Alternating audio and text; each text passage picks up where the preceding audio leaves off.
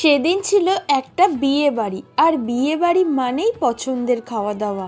শুরু হলো ফুচকা আর মোমো, যে দুটোই আমার ভীষণ পছন্দের, তাই ওগুলোই আগে ট্রাই করেছিলাম। তারপর চলে এলো চিকেন পকোড়া, আর এটা বেশ নতুন লাগলো, বাট আমি স্কিপ করেছিলাম, ডাইরেক্ট চলে গেলাম কফি। হ্যাঁ, পাশে অবশ্য ফিশ বলও ছিল, তাই অল্প করে নিয়ে নিলাম। এত কিছু খাবার খেয়ে এবার একটু মকটেলের ইচ্ছে হলো, বাট ভীষণ ভিড় ছিল মকটেল কাউন্টারে। আমি দুটো ফ্লেভার ট্রাই করেছিলাম, বেশ ভালো ছিল।